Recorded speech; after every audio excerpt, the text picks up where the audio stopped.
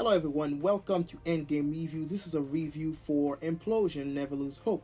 If you guys on a Switch, you might have heard of this game, but you're wondering, what the hell is Implosion Never Lose Hope?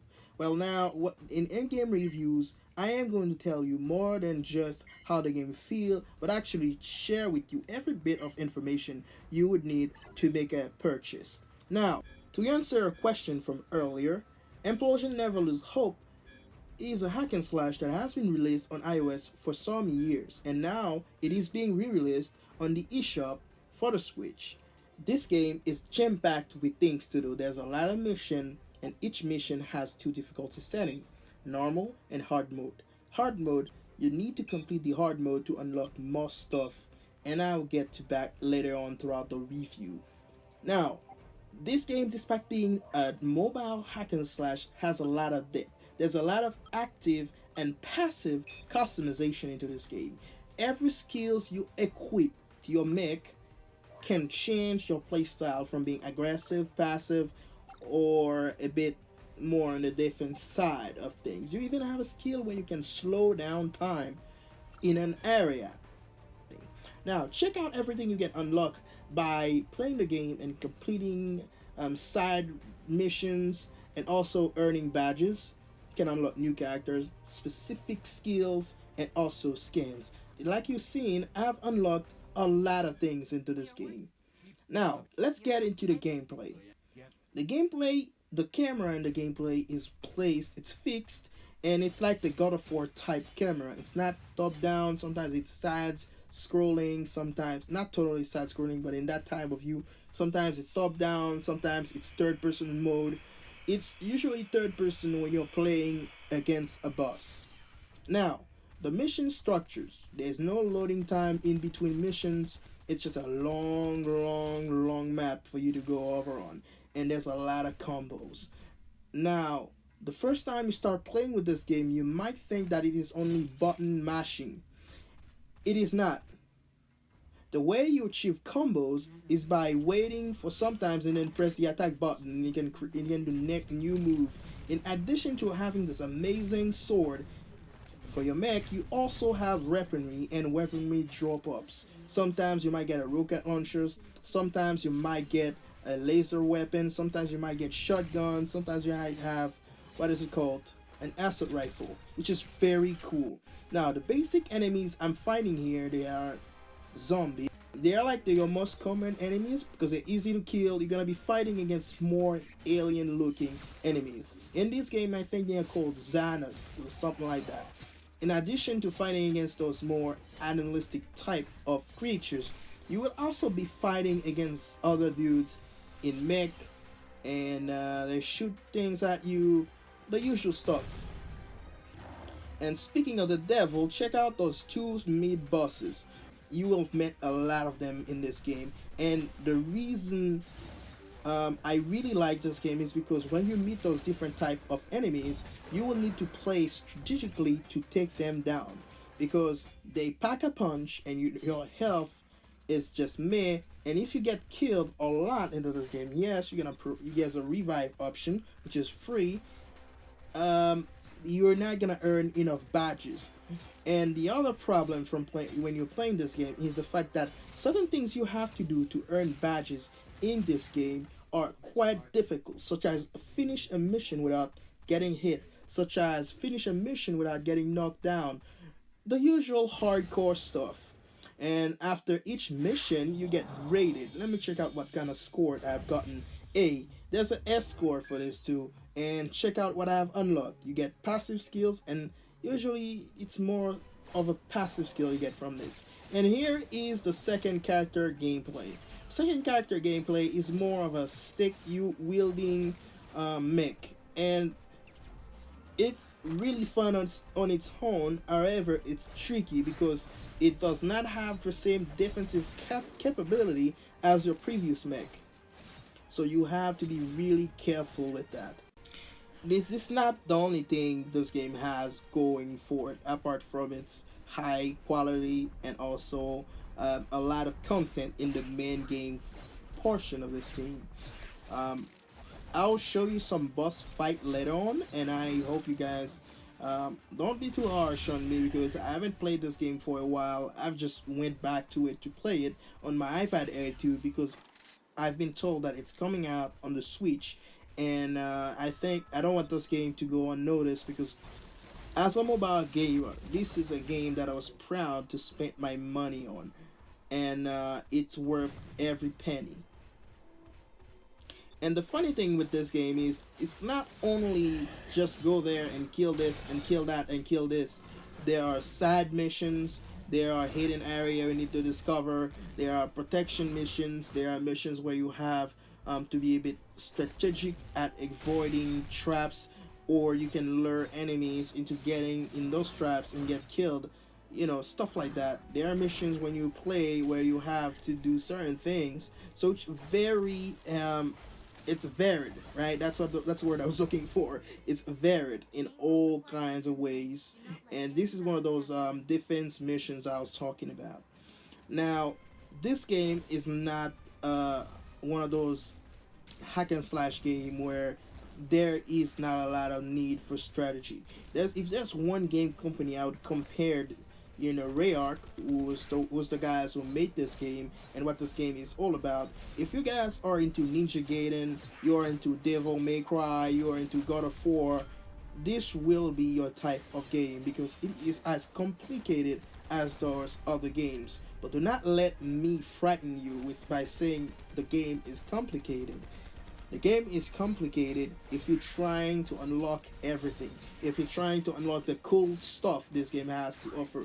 If you're trying to unlock the new armors, if you're trying to unlock the new weapon type, if you're trying to unlock the new skin for the characters, well, yeah, this game is definitely going to be too hard you, but it's not something you cannot manage. Everything in this game, every difficulty spike in this game are manageable. You just have to get good at this game. You just have to get good at it.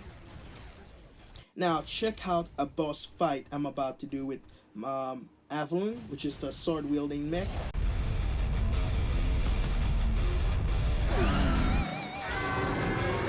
The music just kick in, get you pumped for the whole fight, and here we go. Check it out. I'm just gonna be quiet for a while. I'm just gonna let you watch me fighting against two boss. If this didn't sold you yet, if you didn't go to the eShop yet and buy this game, well, I don't know what will. And oh wait. I might just stay tuned after I have fought those two bosses, and I'll tell you about a little expansion, a free expansion this game has. It's gonna get you all excited. It's gonna bring you back to the good old days when a game received an expansion.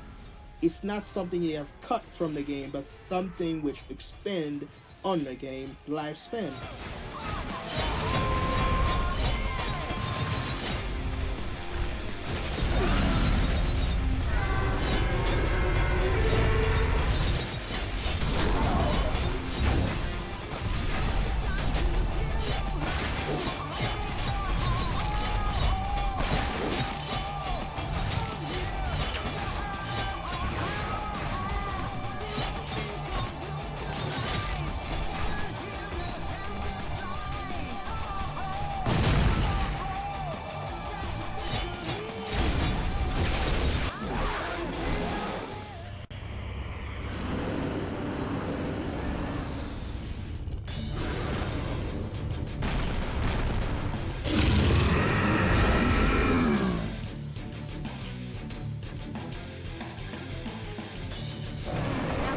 Switch to long-range protocol.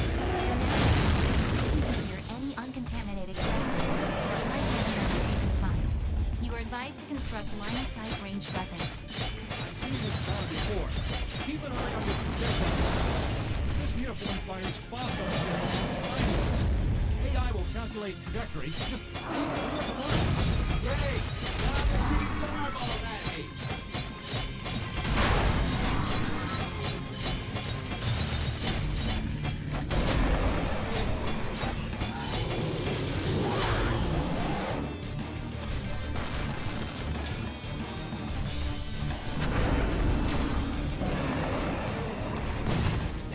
Before I get into showing you guys what the expansion looked like, I want to say that this game does a really good job with the cutscene. It is told in this comic book style, fully voice acted cutscene, and it's really cool. It reminds me of Metal Gear Peace Walker type of cutscenes, except it is less interactive. It's more just you laying back and the story being told to you. Now, in the expansion mode, extra mode, you have expert mode, which is even much harder than the actual game. And in addition to the expansions, you have an arena mode, and here is the best expansion that any game has ever received in their entire lifespan. They added a third character with another story and another type of gameplay. This character is more than just a reskin of the other characters because it used two handguns. Let me just shut up and let you see how they introduce this character.